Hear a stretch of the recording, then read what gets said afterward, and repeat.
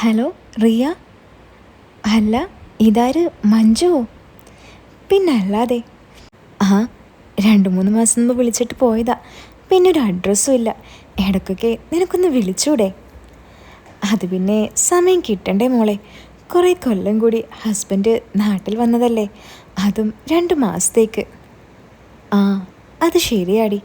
Husband പോയോ എന്നിട്ട്? ആ, പോയി. ആ, അതായിരിക്കും നീ വിളിച്ചത് അല്ലേടി? ഒന്ന് പോടി.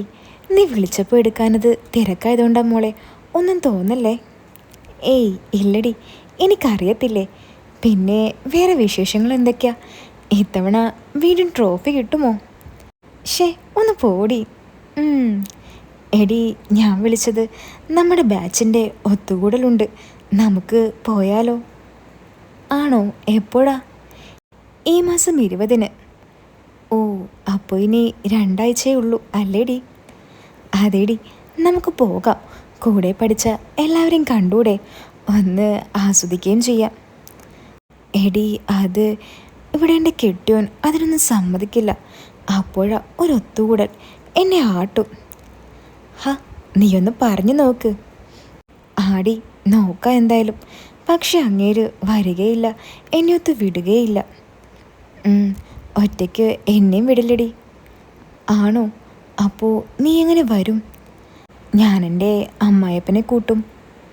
ഏ, അമ്മായപ്പനോ? ഇങ്ങനൊരു ഫംഗ്ഷന് അമ്മായപ്പനെയും കൂട്ടിയാണ് പോവുക?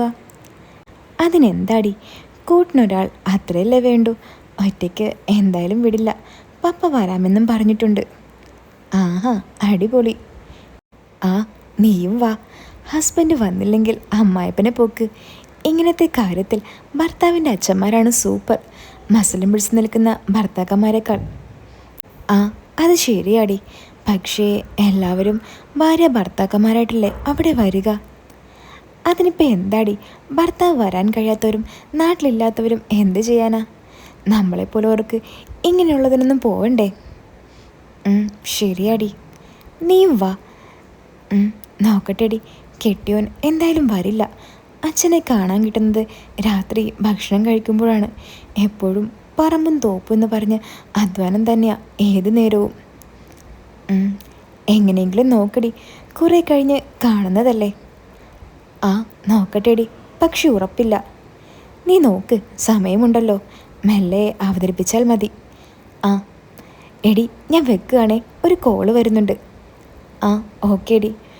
കോള് കട്ട് ചെയ്ത് റിയ കുറച്ചു നേരം ബെഡിലിരുന്നു. +2 ഒരുമിച്ച് പഠിച്ച ഉറ്റ സുഹൃത്താണ് മഞ്ജു. കൗമാരകാലത്ത് ചെയ്തു കൂട്ടിയ കളികളും വേണ്ടാദീനങ്ങളും അവളുടെ മനസ്സിലേക്ക് വന്നു. ബാക്കി ആരെ കണ്ടില്ലെങ്കിലും മഞ്ജുവിനെ കാണാൻ നല്ല ആഗ്രഹമുണ്ട്. അവസാനം കല്യാണത്തിന് കണ്ടതാണ്. ഒത്തുകൂടലിന് പോകാൻ വേണ്ടി എന്ത് ചെയ്യുമെന്ന് അവൾ ആലോചിച്ചു. മഞ്ജു അമ്മായപ്പനെയാണ് കൂട്ടുന്നതെങ്കിൽ എനിക്കും കൂട്ടാം. രതീഷേട്ടൻ എന്തായാലും ആട്ടി ഓടിക്കും, അത് ഉറപ്പാണ്. അതുകൊണ്ട് പറയാൻ വേണ്ട. പക്ഷേ അച്ഛനോട് പറയാൻ അച്ഛനെ ഒന്ന് കാണണ്ടേ. അങ്ങനെ അച്ഛനെ തേടി അവൾ മെല്ലെ റൂമിൽ നിന്നും വെളിയിലിറങ്ങി. ഈ മീനത്തിൽ 26 വയസ്സ് കഴിഞ്ഞ റിയയെ കെട്ടിച്ചു വിട്ടത് ഒരു ഗ്രാമത്തിലേക്കാണ്. ഭർത്താവ് രതീഷ്, അമ്മായിയമ്മ ലക്ഷ്മി, അമ്മായിച്ചൻ ശ്രീധരൻ നമ്പ്യാർ. അവരുടെ ഒറ്റ മകൻ രതീഷാണ് റിയയെ മിന്നു കെട്ടിയത്. അവർക്ക് നഴ്സറിയിൽ പഠിക്കുന്ന ഒരു മോനുമുണ്ട്. രതീഷിന് വലിയൊരു കമ്പനിയിൽ മാർക്കറ്റിംഗ് ആണ് ജോലി. അതവൻ സ്വന്തം ഇഷ്ടപ്രകാരം തിരഞ്ഞെടുത്തതുമാണ്. ഇപ്പോൾ തമിഴ്നാട്ടിലാണ്. കൂടുതൽ അധ്വാനിക്കാനൊന്നും കക്ഷി നിൽക്കാറില്ല. എന്തു തന്നെയായാലും എല്ലാം പെട്ടെന്ന് വേണം, എല്ലാം പെട്ടെന്ന് തന്നെ നടക്കണം. ക്ഷമ തീരെയില്ല. അച്ഛൻ ശ്രീധരൻ്റെ ഒരു ഗുണങ്ങളൊന്നും അവന് കിട്ടിയിട്ടില്ല. സ്ഥലവും സ്വത്തും കൊണ്ട് സമ്പന്നനാണ് ശ്രീധരൻ. ഏക്കർ കണക്കോളം വരുന്ന പറമ്പ് കെട്ടിത്തിരിച്ച് ഒത്ത നടുക്ക് തറവാട് പോലൊരു വലിയ വീട്. ആദ്യം കൂട്ടുകുടുംബമായി താമസിച്ചു പോയെങ്കിലും സ്വത്ത് തർക്കം വന്ന് ഭാഗം വെച്ച് വേർപെട്ടു. എന്നാലും ബന്ധുവീടൊക്കെ അടുത്തടുത്ത് തന്നെയാണ്. അതിനുശേഷം ശ്രീധരൻ്റെ ഒറ്റ അധ്വാനത്തിൽ നേടിയതാണ് ബാക്കിയെല്ലാം. അതുകൊണ്ട് നാട്ടുകാർക്കെല്ലാം നല്ല ബഹുമാനമാണ്. വീട്ടുകാർക്ക് അസൂയയും. ലളിതമായ വേഷം, ലളിതമായ രീതികൾ, എല്ലാത്തിനും ലളിതം. അതാണ് ശ്രീധരൻ്റെ ശൈലി.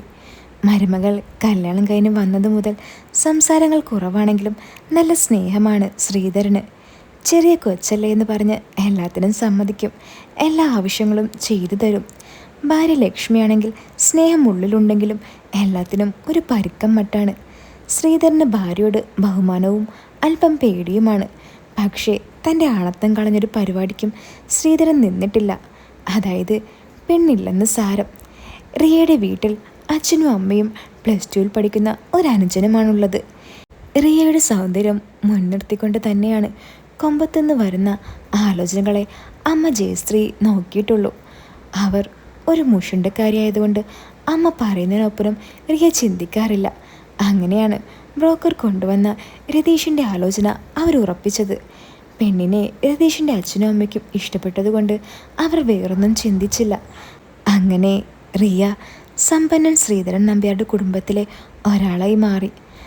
അച്ഛൻ പുറത്തു പോയതാണെന്ന് അമ്മ ലക്ഷ്മിയുടെ പക്കൽ നിന്നും അവൾക്കറിയാൻ കഴിഞ്ഞു. അല്ലെങ്കിലും പെട്ടെന്ന് തന്നെ കാര്യം പറയേണ്ടെന്ന് അവൾക്കും തോന്നി.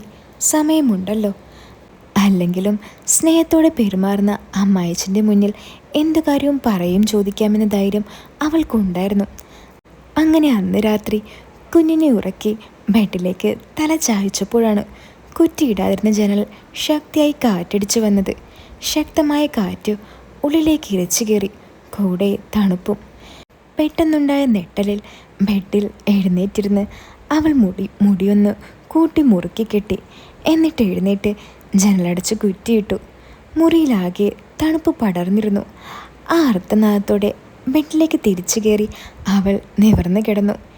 ഈ മഴക്കാലം മനുഷ്യനായി പിറന്ന ആർക്കായാലും നല്ലൊരുറക്കം സമ്മാനിക്കുമെന്നത് ഉറപ്പാണ്. എന്നാൽ ഈ രാത്രി വൈകിയ വേളയിലും യൗവനയുക്തയായ റിയയ്ക്ക് ഉറക്കത്തിൻ്റെ ഒരു ലക്ഷണവുമില്ല. ചരിഞ്ഞും മറിഞ്ഞും കിടന്നിട്ടും ഒരു രക്ഷയില്ല.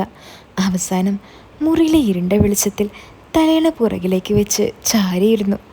വല്ലപ്പോഴുമെങ്കിലും ശരീരത്തിൻ്റെ ആവശ്യം തീർക്കണം. അവളുടെ മനസ്സ് മന്ത്രിക്കുന്ന പോലെ അവൾക്ക് തോന്നി. ശേഷം ഫോണെടുത്ത് നോക്കി.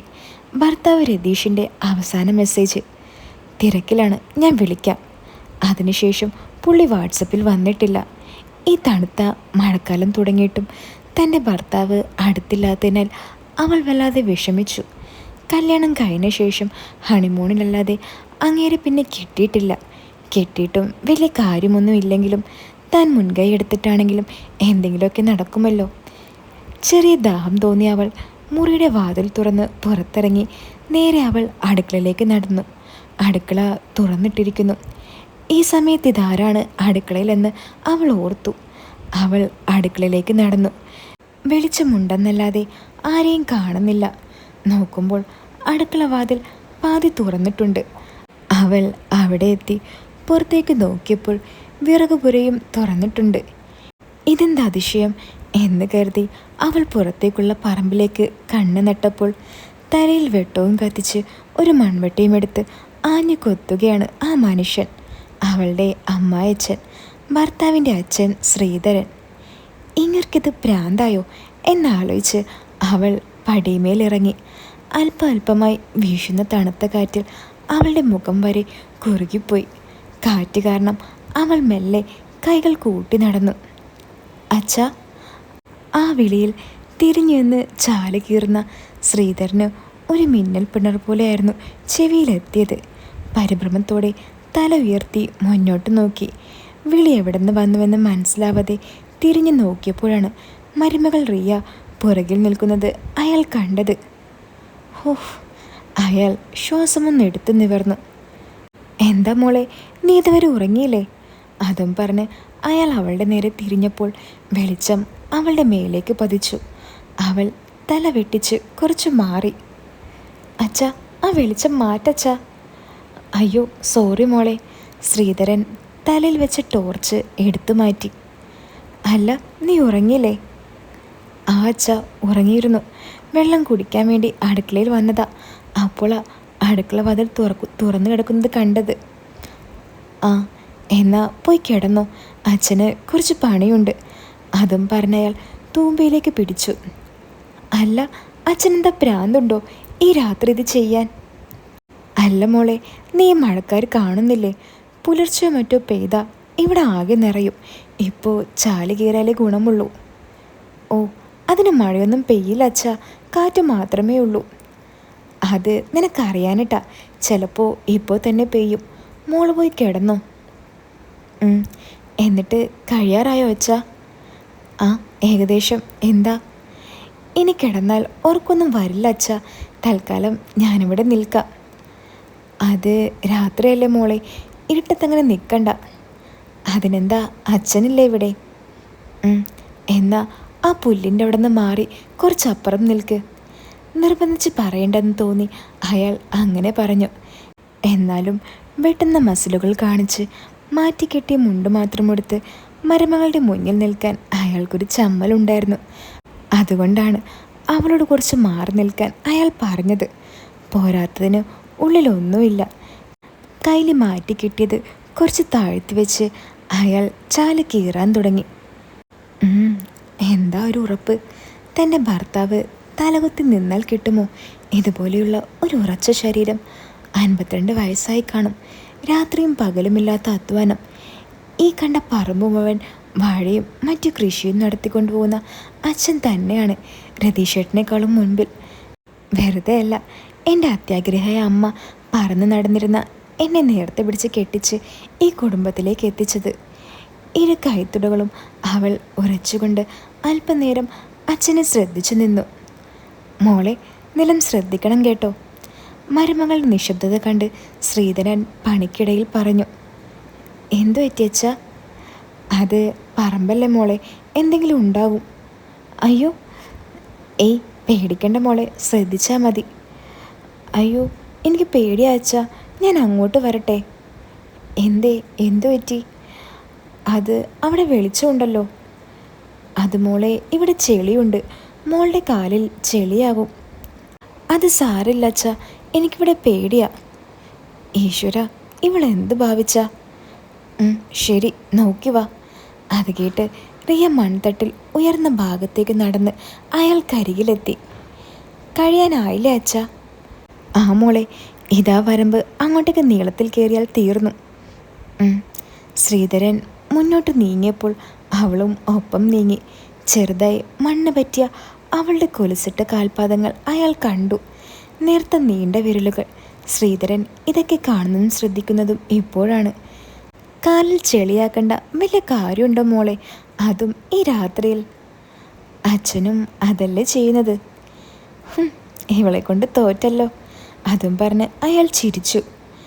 വെള്ളം മുറിയിൽ കൊണ്ട് വെച്ചുടായിരുന്ന മോളെ?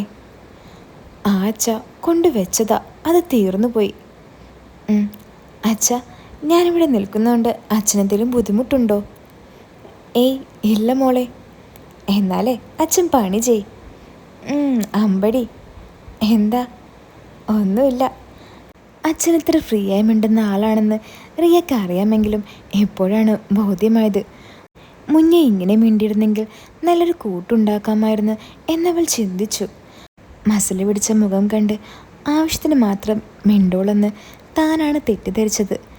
മഞ്ജു എത്ര കൂളായാണ് പപ്പ വരുമെന്ന് പറഞ്ഞത്. മോളെ, ഇങ്ങോട്ട് പോര്. എന്താ നീ ആലോചിക്കുന്നേ? ചിന്തയിൽ മുഴുകിയേറിയ അച്ഛൻ മുന്നോട്ട് നീങ്ങിയത് അറിഞ്ഞില്ല. അവൾ വേഗം അടുത്തേക്ക് ചെന്നു. അങ്ങനെ ശ്രീധരൻ വരമ്പിൻ്റെ അറ്റം വരെ ചാലെടുത്ത് മണ്ണ് പുറത്തേക്കാക്കിയ ശേഷം നെടുവേർപ്പെട്ടുകൊണ്ട് നിവർന്നു. വീശിയൊടിക്കുന്ന കാറ്റ് വാഴയിലകളെ തുടരെ തുടരെ ശബ്ദിപ്പിച്ചു. അങ്ങനെ അത് കഴിഞ്ഞു അല്ലേ? ആ, കഴിഞ്ഞു. എന്നാ നമുക്ക് പോയാലോ? ആ, ശരി അച്ഛ. അവർ തിരിഞ്ഞു നടക്കാൻ തുടങ്ങി. ശ്രീധരൻ ചാലിലൂടെയും റിയ മൺതട്ടിലൂടെയും നടന്നു. ബാലൻസ് ഇല്ലാത്ത നടത്തം കാരണം അവളുടെ കൈകൾ ഉയർന്നു. പിടുത്തം കിട്ടാൻ ശ്രീധരൻ്റെ ചുമലിൽ വലത്തേക്കായി പതിച്ചു. അയ്യോ, മോളെ സൂക്ഷിച്ച്. ചിരിയായിരുന്നു അവളുടെ പ്രതികരണം. പെട്ടെന്ന് തന്നെ മഴയുടെ വരവറിയിച്ചുകൊണ്ട് മഴത്തുള്ളികളുടെ പതനം അടുത്തുള്ള വാഴത്തോപ്പിലെ ഇലകളിൽ പതിച്ചു. അച്ഛാ, മഴ! അയ്യോ, ചതിച്ചോ? ഓടിയാലോ? അപ്പോഴേക്കും വലിയ രീതിയിൽ തന്നെ മഴ തകർത്ത് പെയ്യാൻ തുടങ്ങി. നനയും. ശ്രീധരന് നനയുന്നതിൽ കുഴപ്പമില്ലായിരുന്നു.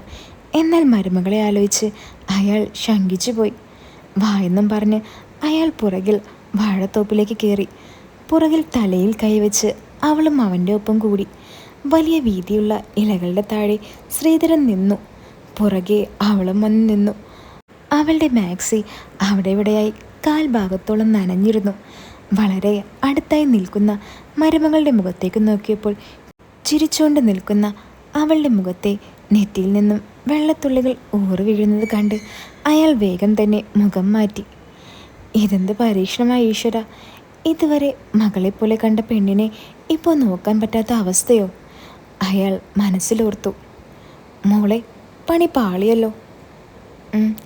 ഞാൻ പറഞ്ഞതല്ലേ മോളെ നിന്നോട് പൊക്കോളാൻ. അത് കുഴപ്പമില്ല അച്ഛാ, വല്ലപ്പോഴും അല്ലേ.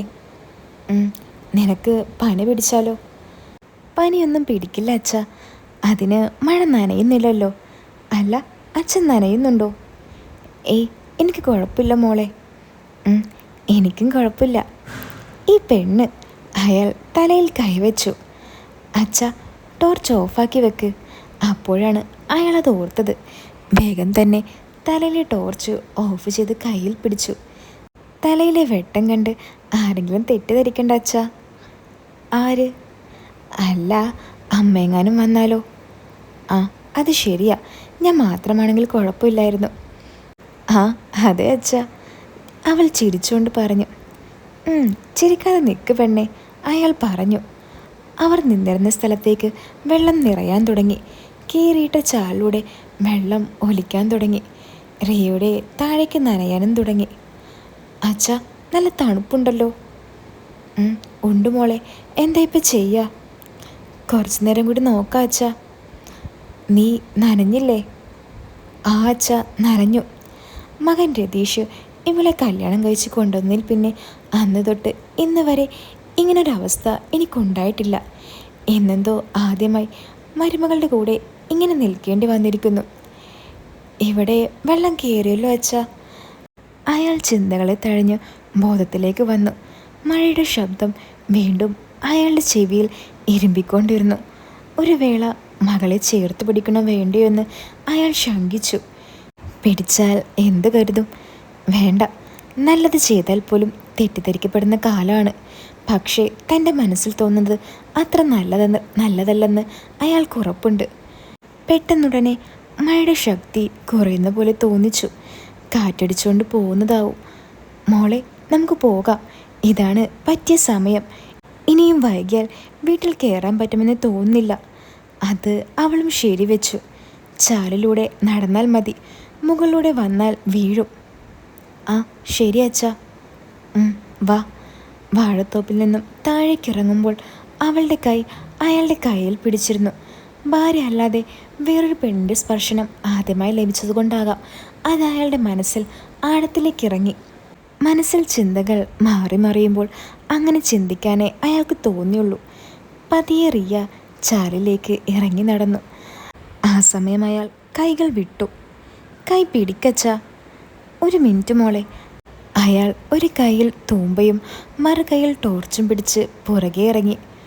മോളെ, ആ മാക്സി കുറച്ച് കയറ്റിപ്പിടിച്ചോ, അല്ലെങ്കിൽ ചെളിയാകും. അപ്പോൾ എൻ്റെ കയ്യോ? എന്നാ ഈ തൂമ്പയിൽ പിടിക്ക്. അയ്യോ, ചെളിയാകൂ അച്ഛാ. ആഹാ, വേറെ എവിടെ ചെളിയായാലും കയ്യിലാകരുത് അല്ലേ മോളെ? ഒന്ന് നടക്കച്ചാ. ഒരു കൈ തലയിലും വെച്ച് അവർ വരിവരിയായി നടന്നു. നടക്കുന്നതിനിടയിൽ അവളുടെ കാലുകൾ ഇടറുന്നുണ്ട്. ഇതൊന്നും ശീലമില്ലല്ലോ എന്നവൾ ആലോചിച്ചു. അപ്രത്യക്ഷമായി റിയയിൽ നിന്നും അയ്യോ എന്നൊരു വിളി കൂടി അവളുടെ 2 കൈകൾ മുകളിലേക്ക് ഉയർന്നു. ശ്രീധരൻ നെട്ടിക്കൊണ്ട് മോളെ എന്ന് വിളിച്ചു നോക്കിയതും മരുമകൾ നിലം തെറ്റി വീഴുന്ന കാഴ്ചയാണ് കണ്ടത്. പിടിക്കാൻ നോക്കിയതും അയാളും സ്ലിപ്പായി തൂമ്പ കയ്യിൽ നിന്നും വീണ് ടോർച്ച് മൺതട്ടിയിലും തെറിച്ചു. 2 പേരും നേരെ താഴേക്ക്. 2 ആളും ഊരയും കുത്തി താഴേക്ക് പതിച്ചു. ചാലിലെ വെള്ളം തെറിച്ചു. റിയ അയാളുടെ മേലേക്ക് ചാഞ്ഞു. കണ്ണിലും മുഖത്തും ചെളിയെല്ലാം തെറിച്ച് പടർന്നിരുന്നു. മോളെ, എന്തെങ്കിലും പറ്റിയോ? ആ അച്ഛാ, എൻ്റെ നടുവ് പോയി. അവൾ അല്പം സങ്കടത്തിൽ ചിരി കലർത്തിക്കൊണ്ട് പറഞ്ഞു. അയ്യോ, എഴുന്നേക്ക് മോളെ. ശ്രീധരൻ വേഗം എഴുന്നേറ്റ് പുറകിൽ നിന്നും അവളെ എഴുന്നേൽപ്പിച്ചു.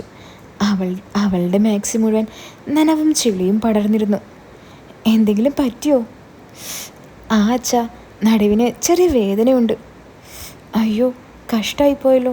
വാ നടക്ക്, ആ ടോർച്ചിങ് എടുക്ക്, അവൾ അയാളെ ഓർമ്മിപ്പിച്ചു. ശേഷം റിയയുടെ കൈ പിടിച്ച് ഇരുവരും നടന്ന് അടുക്കളപ്പുറത്തേക്കെത്തി. മുഴുവൻ ചെളിയായല്ലോ മോളെ, അയാൾ ചോദിച്ചു. സാരില്ലച്ച, ഞാൻ വേഗം കുളിച്ചിട്ട് വരാം, പോകരുതെട്ടോ. ആ വേഗം, അവളിങ്ങ് ഉണരും. ഭാര്യ ഉണരാൻ സാധ്യതയില്ലെങ്കിലും ഉൾപ്പേടി കൊണ്ട് അയാൾ അങ്ങനെ പറഞ്ഞു. ദാച്ച, ഇപ്പോൾ വരാം. റിയ വേഗം കുളിമുറിയിൽ കയറി. ശ്രീധരൻ ടോർച്ച് അവിടെ വെച്ച് പടിമേലിരുന്നു. മഴ വീണ്ടും കൂടി. കൂടെ കാറ്റ് ഇടയ്ക്കിടയ്ക്ക് വീശുന്നുണ്ട്. കുളിമുറിയിൽ കയറി റിയയ്ക്ക് ചിരിയാണ് വന്നത്. കുളി കഴിഞ്ഞ് തോർത്താൻ തുടങ്ങിയപ്പോഴാണ് മാറാൻ ഡ്രസ്സില്ലല്ലോ എന്ന് അവൾ ഓർത്തത്. അവൾ വാതിൽക്കൽ വന്ന് ശ്രീധരനെ വിളിച്ചു. ഇവളെന്തിനാ വിളിക്കുന്നത്? വല്ല മുറിവോ മറ്റോ ഉണ്ടായോ എന്ന് വിചാരിച്ച് അയാൾ ഡോറിന് മുന്നിൽ വന്ന് വിളി കേട്ടു. അച്ഛാ. ആ പറ മോളെ. അച്ഛാ, മാറാൻ ഡ്രസ്സൊന്നുമില്ല. ഓ, എന്താ ഇപ്പം ചെയ്യുക? അത് മുറിയിലാണുള്ളത് അച്ഛാ. ഞാൻ പോയി എടുക്കണോ? ശരി മോളെ, ഇപ്പോൾ കൊണ്ടുവരാം. ആ അച്ഛാ, കൊച്ച് ഉറങ്ങുമാകും, ഉണർത്താതെ ശ്രദ്ധിക്കണേ.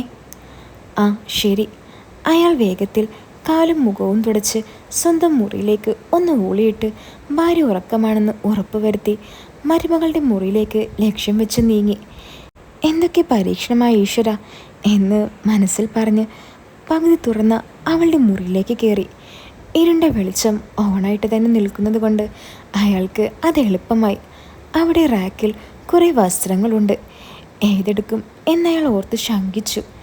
നേരത്തെ ഇട്ടത് മാക്സി അല്ലേ, അത് തന്നെ എടുക്കാം എന്നാലോചിച്ച് അയാൾ റാക്കിൽ മാക്സിക്ക് വേണ്ടി പരതി. പാവാടയും ചുരിദാറും ടോപ്പും സാരിയും എല്ലാം കണ്ടു. പക്ഷേ മാക്സി മാത്രം കാണുന്നില്ല. ബെഡിൽ ഉറങ്ങുന്ന കുഞ്ഞിനെ ഒരു വട്ടം നോക്കി അയാൾ ഷെൽഫിനടുത്തേക്ക് നീങ്ങി. അമ്മയുടെ വസ്ത്രങ്ങൾ എവിടെ മോനൂസേ? പേരക്കുട്ടിയോട് അടക്കം പറഞ്ഞ് ശ്രീധരൻ ഷെൽഫ് തുറന്നപ്പോൾ അവിടെയും കുറേ വസ്ത്രങ്ങൾ. നീക്കി അവസാനം വെള്ളപ്പൂക്കളുള്ള ഒരു മാക്സി കിട്ടി. അയാൾ വേഗം അങ്ങോട്ടേക്ക് ഓടി. ലക്ഷ്മിയോ മറ്റോ അറിഞ്ഞ പിന്നെ ജീവിച്ചിരിക്കണ്ട. ബാത്റൂമിന് മുന്നിലെത്തി മകളെ അയാൾ പതിയെ വിളിച്ചു. മോളെ. ആ കിട്ടിയോ അച്ഛാ? എന്താ ഇത്ര വൈകിയത്? അത് മോളെ കണ്ടുപിടിക്കാൻ ബുദ്ധിമുട്ടി. താ അച്ഛാ. എങ്ങനെ തരാ മോളെ? അത് അച്ഛൻ കുറച്ച് മാറി നിൽക്ക്, ഞാൻ വാതിൽ തുറന്ന് കൈ നീട്ടാം. ആ ശരി മോളെ എന്നും പറഞ്ഞ് അയാൾ കുറച്ച് നീങ്ങി നിന്നു. അവൾ പതിയെ വാതിൽ തുറന്ന് കൈ നീട്ടി. അപ്പോൾ ഈ കഥയുടെ സെക്കൻഡ് പാർട്ട് കേൾക്കാൻ നിങ്ങൾക്ക് ആഗ്രഹമുണ്ടോ? അപ്പോൾ ഇതിൻ്റെ സെക്കൻഡ് പാർട്ട് ഞാൻ നാളെ തന്നെ ഇടാം കേട്ടോ. എല്ലാവരും കാത്തിരിക്കുക. അതുപോലെ തന്നെ ഈ ഫസ്റ്റ് പാർട്ട് ഇഷ്ടപ്പെട്ടാൽ വീഡിയോ ലൈക്ക് ചെയ്യാനും മറക്കല്ലേ. അപ്പോൾ ഇതുപോലുള്ള സ്റ്റോറീസ് മുഴുവനായിട്ടും നല്ല പച്ചക്കേക്ക് നിങ്ങൾക്ക് ആഗ്രഹമുണ്ടെങ്കിൽ അടിയിൽ കമൻറ്റ് ബോക്സിൽ ഞാനൊരു ലിങ്ക് കൊടുത്തിട്ടുണ്ട്. അതിൽ കയറി എനിക്കൊരു മെസ്സേജ് അയച്ചാൽ മതി കേട്ടോ. അപ്പോൾ പുതിയൊരു കഥയായിട്ട് നിങ്ങൾക്ക് വീണ്ടും കാണാം. എല്ലാവരും കാത്തിരിക്കുക.